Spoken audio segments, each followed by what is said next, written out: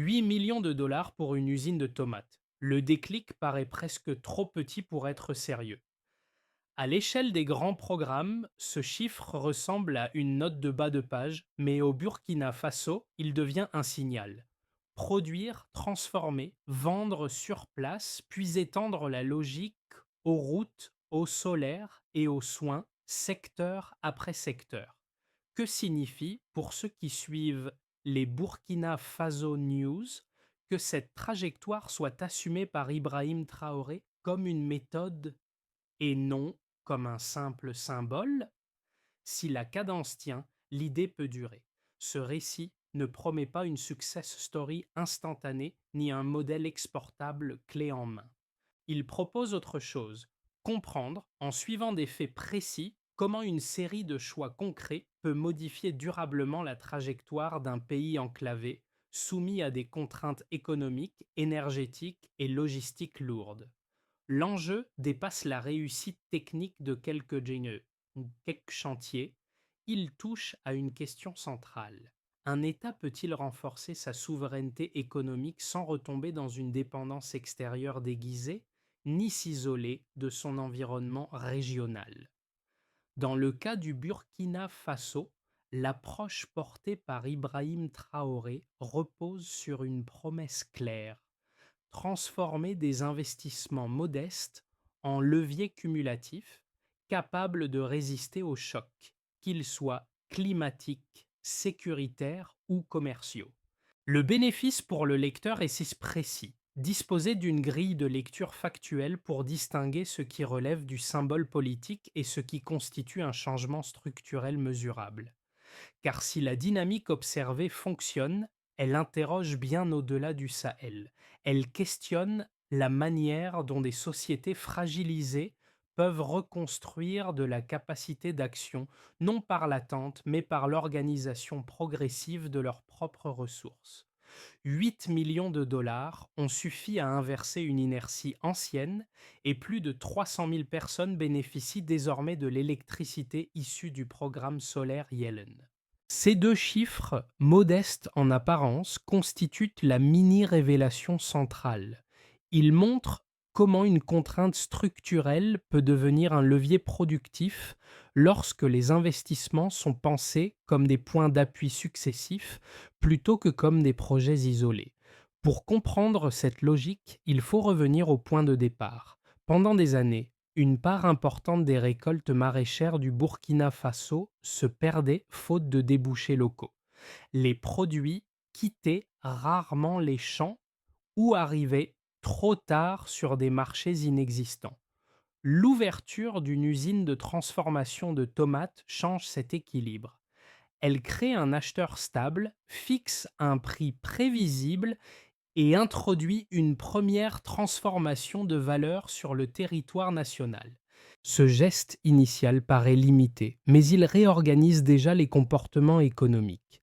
Dans le même temps, le programme solaire Yellen élargit l'impact au-delà de l'agriculture. Plus de 150 villages, jusque-là dépendants d'une électricité rare ou intermittente, accèdent à une énergie continue. Cette disponibilité modifie les usages, les écoles prolongent leurs horaires, les dispensaires sécurisent les soins nocturnes, les ateliers ruraux gagnent en régularité. L'électricité cesse d'être un service extérieur pour devenir une compétence locale, maîtrisée et entretenue sur place. C'est ici que la cohérence du modèle apparaît. Sous l'impulsion d'Ibrahim Traoré, les projets ne sont pas empilés, mais articulés. L'énergie soutient la transformation agricole. La transformation justifie l'amélioration des routes. Les routes rapprochent les marchés et réduisent les pertes. Chaque élément renforce l'autre sans dépendre d'un apport massif unique. Ce contexte éclaire la trajectoire actuelle. Le changement ne vient pas d'un choc spectaculaire, mais d'une accumulation de décisions coordonnées. La question n'est plus de savoir si les premiers résultats existent, mais s'ils peuvent enclencher une dynamique durable. Pour mesurer l'effet réel des premières transformations, il faut quitter les indicateurs globaux et observer ceux dont le quotidien a basculé. Le premier guide de ce parcours est Abdoulaye, agriculteur près de Bobo Dioulasso. Pendant longtemps, ses récoltes se gâtaient sous le soleil faute de débouchés fiables.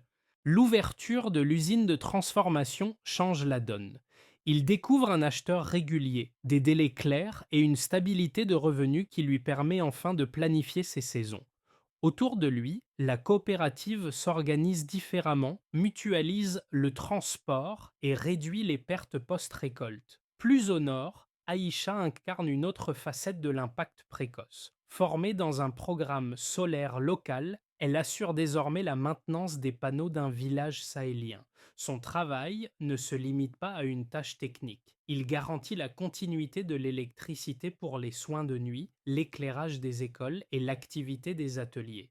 Sa présence témoigne d'un déplacement essentiel. L'énergie n'est plus importée comme un service, elle est produite, gérée et réparée localement. Ces trajectoires individuelles révèlent un mécanisme commun. Les infrastructures prennent racine lorsqu'elles s'inscrivent dans des compétences humaines identifiables. Les villageois apprennent à réparer, les jeunes techniciens trouvent un emploi immédiat, les communautés développent un sentiment de maîtrise collective. L'impact précoce ne se mesure donc pas seulement en gagner en kilomètres de route ou en mégawatts installés. Il se lie dans la capacité retrouvée à agir, décider et anticiper. Autrement dit, une souveraineté qui commence dans des gestes concrets et reproductibles. Tout commence par un déclencheur discret, presque banal. Une usine de transformation ouvre ses portes et met fin à une absurdité ancienne: produire sans pouvoir transformer. Ce premier maillon change immédiatement les comportements. Les agriculteurs sécurisent leurs débouchés, les coopératives s'organisent, les flux deviennent prévisibles, la valeur cesse de quitter le territoire à l'état brut.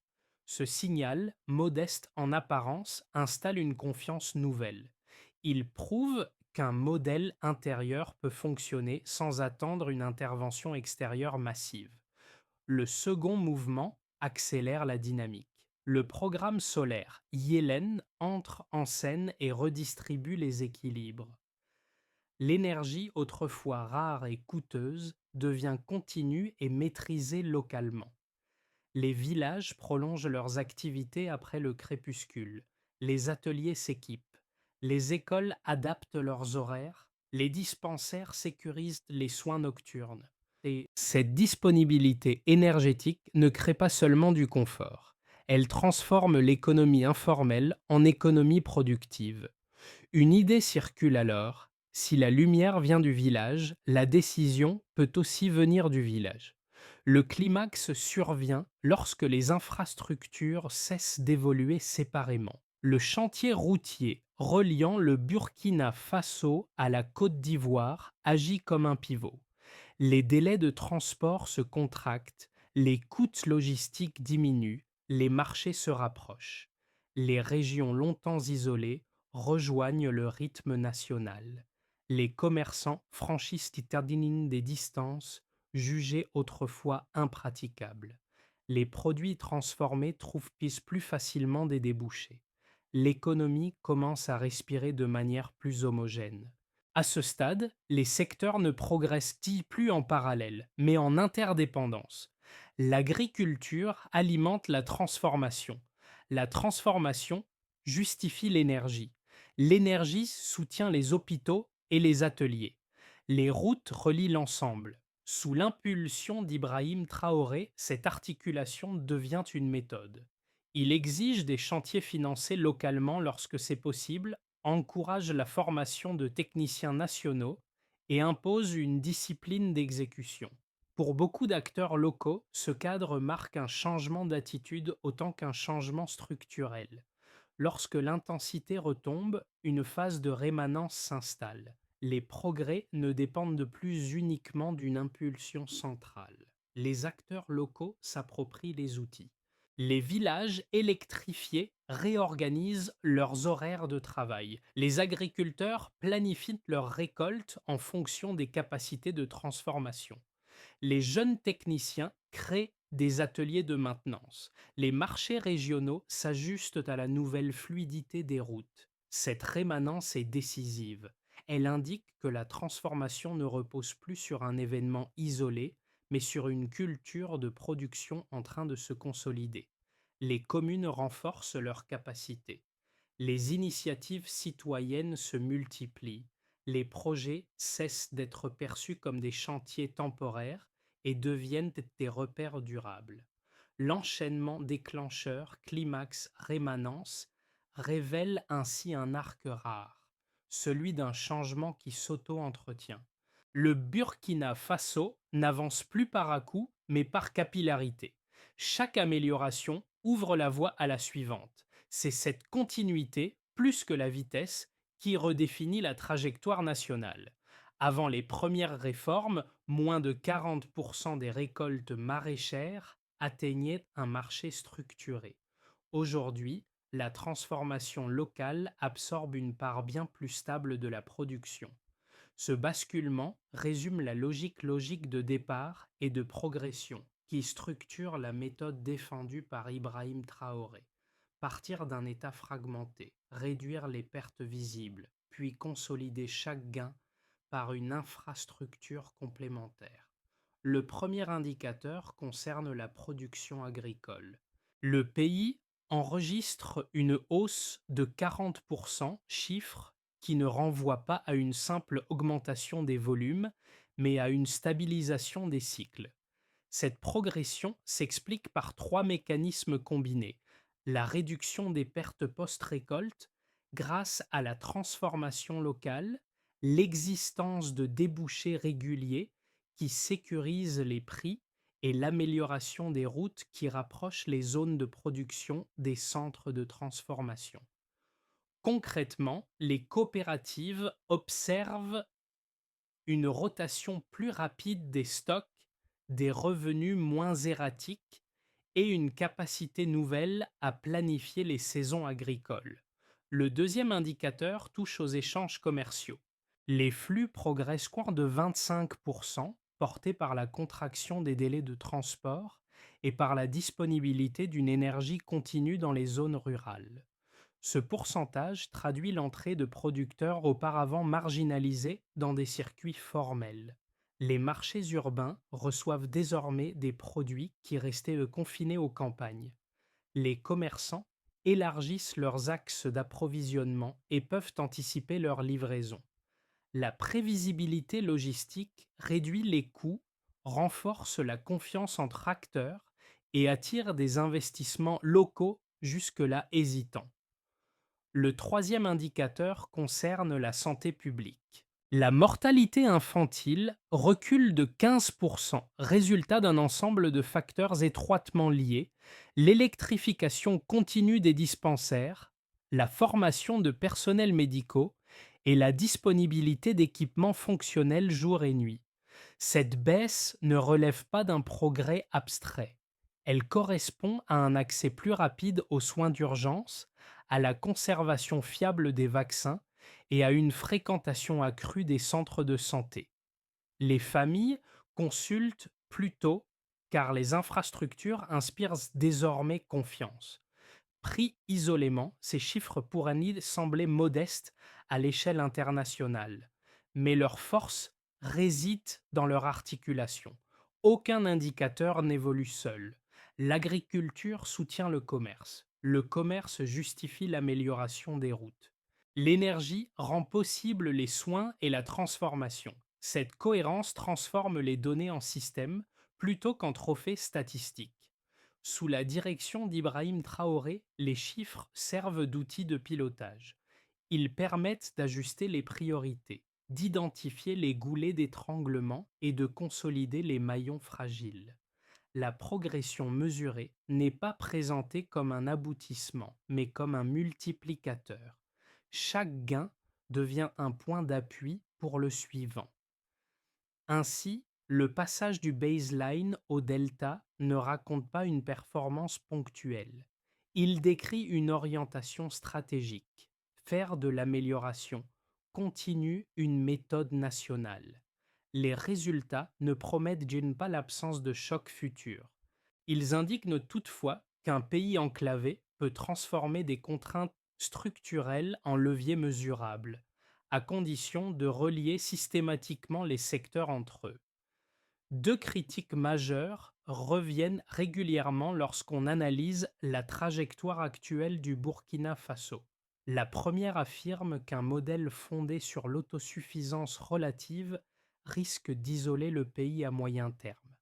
Selon cette lecture, réduire la dépendance à l'aide internationale et privilégier la production intérieure priverait l'économie d'investissements lourds, de technologies avancées et d'accès privilégié aux grands marchés mondiaux.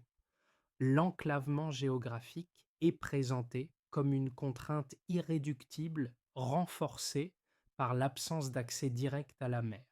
Dans ce cadre, la stratégie portée par Ibrahim Traoré serait soutenable à court terme, mais fragile dès lors que la croissance nécessiterait un changement d'échelle. La seconde critique porte sur la résilience interne. Certains observateurs estiment qu'un maillage de projets locaux, même bien coordonnés, pourrait manquer de profondeur face à un choc majeur. Une sécheresse prolongée, une dégradation sécuritaire ou un ralentissement régional suffirait, selon eux, à déséquilibrer l'ensemble. Ils reconnaissent les progrès observés, mais doutent qu'un système reposant sur des capacités locales encore jeunes puisse absorber des crises externes sans un appui international fort. Ces arguments méritent d'être pris au sérieux. Toutefois, ils sous-estiment la logique d'interconnexion déjà à l'œuvre. Les données disponibles montrent que les initiatives ne fonctionnent pas en silo. L'usine de transformation stabilise les revenus agricoles et sécurise l'approvisionnement des marchés. Le programme solaire Yellen garantit l'énergie nécessaire aux ateliers, aux hôpitaux et aux écoles. Les routes réduisent les coûts logistiques et maintiennent la continuité territoriale. Chaque maillon compense partiellement les fragilités potentielles d'un autre. Cette architecture intégrée ne supprime pas les risques, mais elle modifie leur nature. Au lieu d'une dépendance unique et massive, le pays construit une résilience distribuée. Les chocs ne sont plus absorbés par un seul levier, mais par un ensemble coordonné de capacités. C'est là le cœur de la réponse portée par Ibrahim Traoré. La stratégie ne prétend pas abolir les contraintes structurelles. Elle cherche à les diluer en multipliant les points d'appui internes. Cette approche n'exclut pas les partenariats extérieurs. Elle les redéfinit à partir d'une base plus solide. La question n'est donc pas de savoir si le modèle est sans risque, mais s'il offre plus de marge de manœuvre qu'auparavant. À ce stade, la transformation ne se lit plus seulement dans les chiffres ou les infrastructures, mais dans la manière dont elle est perçue par ceux qui la vivent. Lorsque l'électricité issue du programme solaire Yellen s'installe durablement dans les villages, elle modifie un rapport fondamental au temps et à l'attente. La nuit, autrefois synonyme d'arrêt, devient un espace d'activité continue. Les ateliers prolongent leur travail, les élèves étudient plus longtemps, les dispensaires sécurisent les soins d'urgence. Ce basculement marque un moment charnière décisif. Il ne s'agit plus de prouver que les projets fonctionnent, mais de constater qu'ils sont intégrés. L'énergie locale cesse d'être un symbole de modernisation pour devenir un outil ordinaire, presque invisible, parce qu'il est fiable. Cette banalisation est précisément le signe de la réussite. Ce qui semblait exceptionnel devient normal. Sous l'impulsion d'Ibrahim Traoré, cette normalité nouvelle redéfinit la souveraineté au quotidien. La dépendance énergétique recule non par rupture brutale, mais par substitution progressive. Là où l'obscurité imposait la paralysie, la lumière locale ouvre un champ de décision. Les communautés n'attendent plus une intervention extérieure pour agir. À partir de ce point, le récit change de nature. La trajectoire du pays n'est plus portée uniquement par une impulsion politique centrale. Elle avance parce que des milliers d'acteurs constatent chaque soir que les outils fonctionnent. Cette certitude partagée constitue la véritable bascule. La souveraineté devient une expérience vécue, répétée et transmissible. Les effets de la transformation engagée apparaissent désormais avec netteté dans la vie quotidienne de quatre groupes clés de la société burkinabé. Chacun perçoit la trajectoire en cours à travers des bénéfices spécifiques, mais reliés par une même logique d'interdépendance. Pour les agriculteurs, le changement commence dans les champs et se prolonge jusqu'au marché. Les pertes post-récolte diminuent, les débouchés se stabilisent et les revenus deviennent plus prévisibles. L'existence d'une transformation locale permet de lisser les aléas saisonniers et de réduire la dépendance aux intermédiaires lointains. Les coopératives agricoles structurent mieux leurs flux, mutualisent le transport et alignent leur calendrier sur les capacités industrielles. Cette stabilité nouvelle redonne un pouvoir de décision aux producteurs, qui peuvent anticiper plutôt que subir. Pour les entreprises locales et les ateliers, l'accès à une énergie continue constitue un tournant. Grâce au programme solaire Yellen, les horaires s'allongent, les équipements se modernisent et la productivité gagne en régularité. Les routes rénovées réduisent les délais d'approvisionnement et sécurisent la distribution. Les coûts logistiques se contractent, ce qui améliore la compétitivité des petites structures sur les marchés régionaux. Des investisseurs locaux, longtemps hésitants, trouvent dans cette prévisibilité un motif de confiance. Pour la jeunesse et la diaspora, l'impact est autant économique que symbolique. Les jeunes techniciens formés localement trouvent des emplois immédiats dans la maintenance solaire, les chantiers routiers ou les infrastructures de santé. Les parcours professionnels cessent d'être exclusivement tournés vers l'extérieur. La diaspora observe ces évolutions comme une opportunité de contribution utile, par des retours temporaires ou des transferts de compétences. Sous l'impulsion d'Ibrahim Traoré, l'action politique se traduit ici non par un discours mobilisateur, mais par un terrain concret où les compétences nationales acquièrent une valeur tangible. Pour la région du Sahel et les territoires voisins, le Burkina Faso devient un point de référence. Les pays environnants observent l'enchaînement des réformes et leurs effets cumulés. Une usine finance d'autres projets, une route ouvre un corridor commercial, l'énergie sécurise les services essentiels. Cette dynamique inspire des initiatives comparables dans certaines zones frontalières. Le pays, longtemps perçu comme enclavé, se transforme en laboratoire de souveraineté pragmatique. Ces quatre perspectives convergent vers un même constat.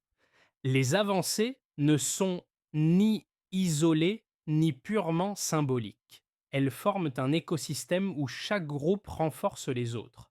L'agriculteur bénéficie de l'énergie et des routes. L'entreprise dépend de la production locale. La jeunesse trouve des débouchés concrets. La région observe un modèle en construction. C'est dans cette convergence que réside le véritable impact. La souveraineté cesse d'être une abstraction politique. Elle devient une expérience partagée, mesurable et visible, inscrite dans les pratiques quotidiennes et les décisions collectives. À l'horizon des prochains mois, la trajectoire engagée ouvre trois scénarios distincts. Ils ne prédisent pas l'avenir, mais décrivent des conditions possibles, selon la manière dont les dynamiques actuelles seront consolidées ou fragilisées. Dans un scénario de base, les initiatives locales gagnent en maturité sans rupture majeure. Les coopératives agricoles augmentent progressivement leur capacité de transformation. Les ateliers de maintenance solaire se multiplient autour des zones déjà électrifiées. Les routes récemment achevées fluidifient davantage les échanges entre régions.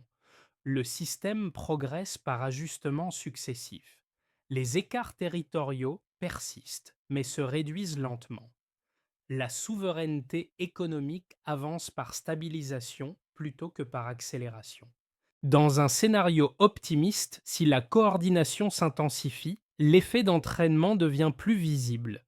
Les formations techniques locales produisent une main-d'œuvre suffisante pour assurer la maintenance des équipements.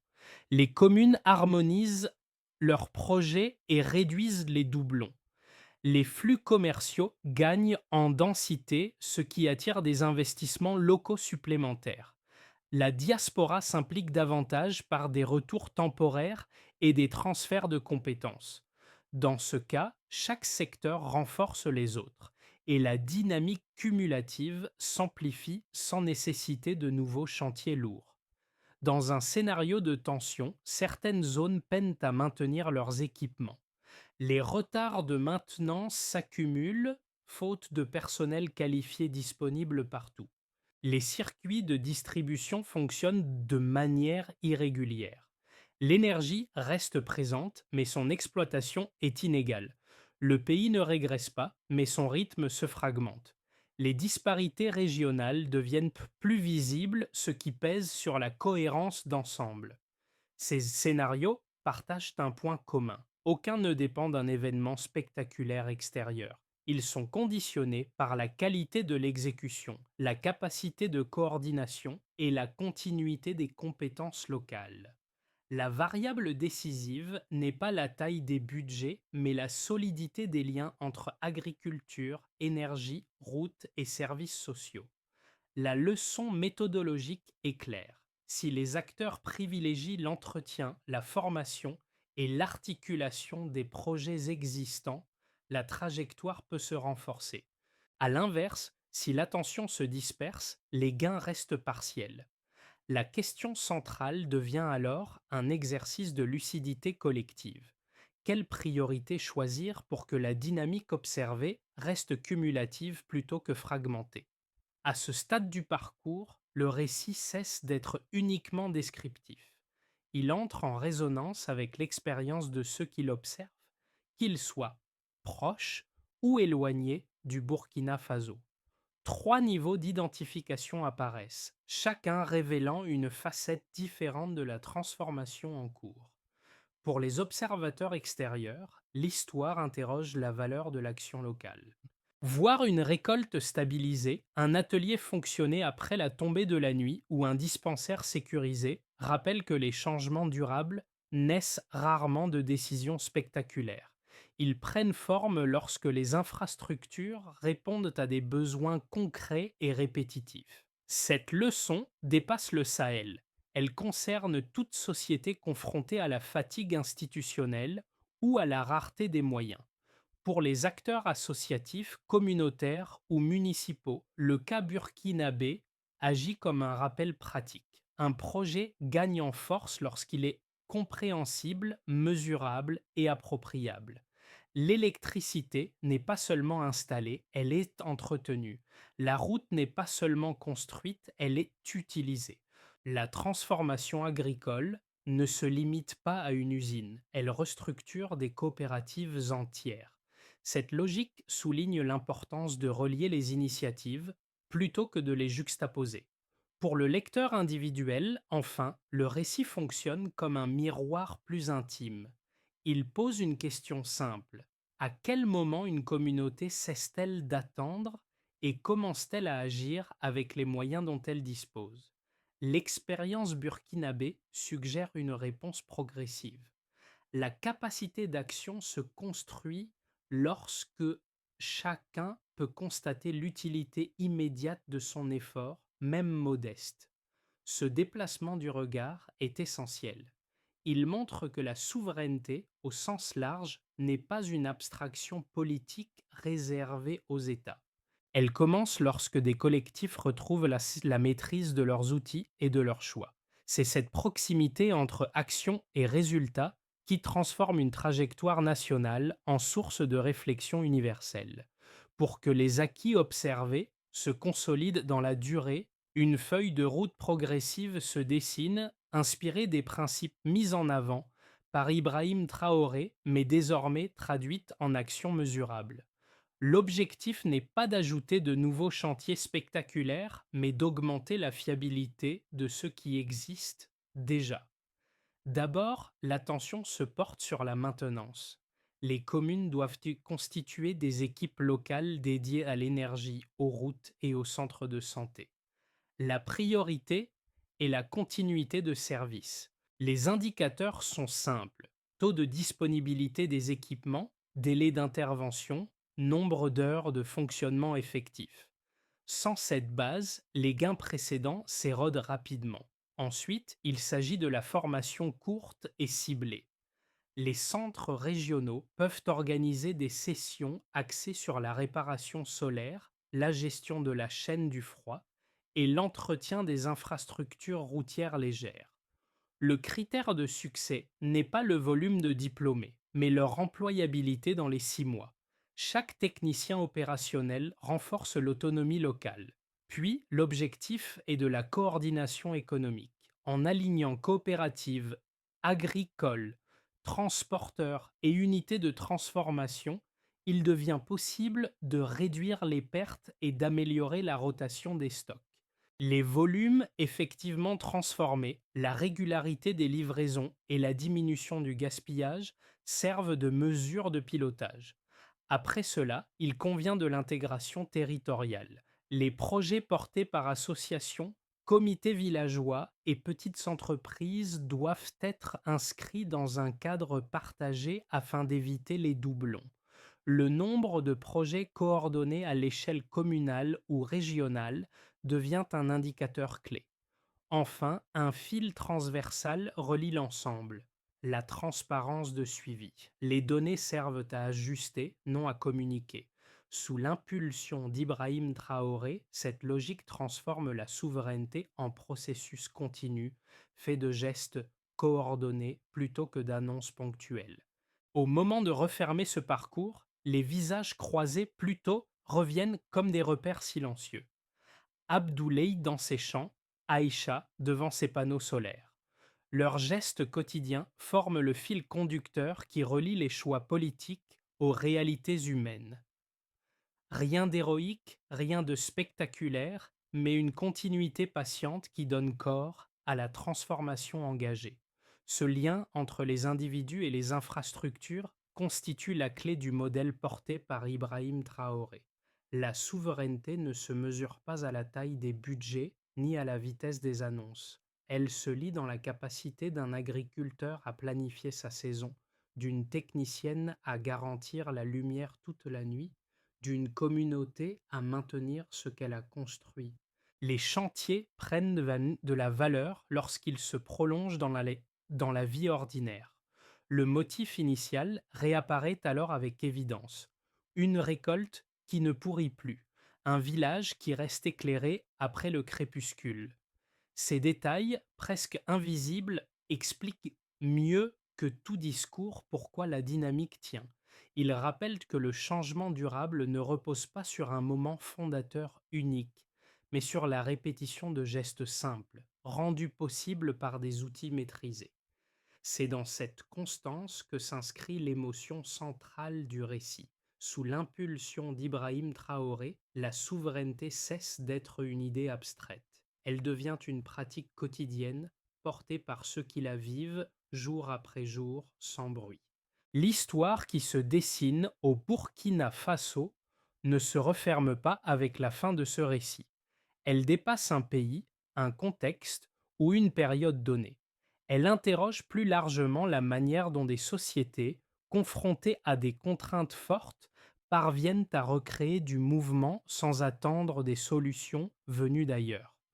Les transformations observées invitent à regarder autrement les initiatives locales, souvent jugées trop modestes pour compter. Pour ceux qui suivent l'actualité africaine, cette trajectoire offre un point d'observation précieux. Elle montre que la souveraineté n'est pas une rupture brutale avec le monde, mais une capacité progressive à choisir, à prioriser et à relier les secteurs essentiels. Sous l'impulsion d'Ibrahim Traoré, le cas burkinabé suggère qu'un État peut redéfinir ses marges de manœuvre en partant de gestes simples, à condition qu'ils soient cohérent et partagé. Ce récit n'appelle pas une adhésion automatique ni un jugement définitif. Il ouvre un espace de réflexion, car chaque contexte est différent, chaque société possède ses propres contraintes et ressources. Reste alors une question adressée à chacun: que signifie dans votre propre environnement la capacité d'agir sans attendre, et comment cette idée pourrait-elle se traduire concrètement?